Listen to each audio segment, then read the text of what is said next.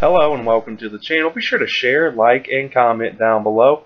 And if you're new here, hit that subscribe button for daily videos on news and politics.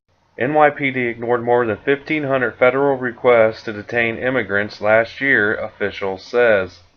New York City Police ignored all 1,526 requests from Federal Immigration and Customs Enforcement, ICE, to detain undocumented immigrants for up to 48 hours last year, a top NYPD official said Wednesday. The Daily News also reported that Oleg Chernovinsky, the NYPD's Legislative Affairs Director, revealed the numbers at a city council meeting. The number of requests for 2017 was nearly 20 times higher than the 80 the department received over the previous year. Chernovinsky said that the department responded to just 2 of the ICE's 2016 requests because those immigrants had federal arrest warrants. Now, under New York City law, prisoners can only be handed over to ICE if they've been convicted of one of 170 crimes and federal officials present a warrant. ICE tweeted out saying this 2 days ago. ICE recently arrested 9 in New York who were illegally in the U.S. All were released from the NYPD custody with active detainers in place and had pending criminal charges. Now, Chernovinsky said that the police response to ICE requests speaks volumes to our intent as a city. It's important for victims of crimes, irrespective of their immigration status, to trust their police and to come forward and inform their police. Now, ICE responded by slamming New York City law enforcement in a series of tweets while the council meeting was taking place. And they said, ICE tweeted this, says ICE Field Officer Director Thomas Decker, the release of criminal aliens back on New York City streets continues to pose a dangerous risk to our communities. As acting ICE Director Thomas Hahn has made clear, ICE will continue to dedicate more resources to conduct at-large arrests to ensure the safety of law-abiding citizens of these communities. But one mayoral official accused the agency of overbroad enforcement. He said that he went on to say the people they're seeking are essentially anybody, said Bida Mostafi, acting commissioner of the mayor's Office of Immigration Affairs, regardless of the nature of the crime. New York City police officers are now being ordered to limit their cooperation with federal immigration officials. After over a year of us encountering the reality of the Trump administration, we have a very powerful history of the NYPD and all other agencies having drawn that line. We don't ask documentation status. It's abundantly clear. And we do not participate with ICE in the kinds of random deportations we've seen from them, unfortunately, increasingly often.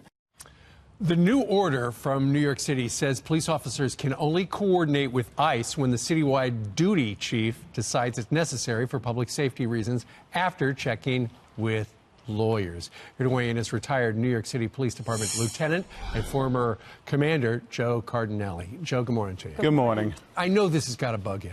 Oh, it bugs me beyond belief. It's just when you think he couldn't hit a lower than his last one, he hits this.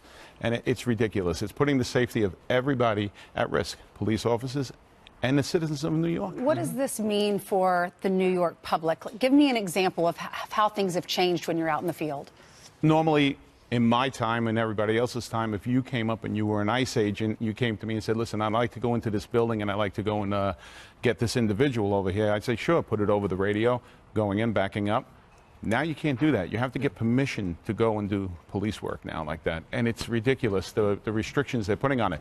They're basically saying that we will not cooperate with ICE under any circumstances when it comes to deportation. Now, in their orders, they put in terms like, you know, public safety so they can cover themselves. But the bottom line is they're not going to cooperate.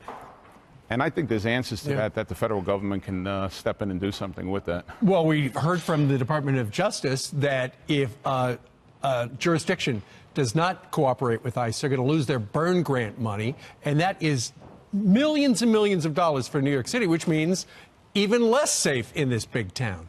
I think de Blasio's basically daring them to do it. You know, go ahead, because I'm going to stick to my guns with this. He doesn't realize that California is having big problems with this right now.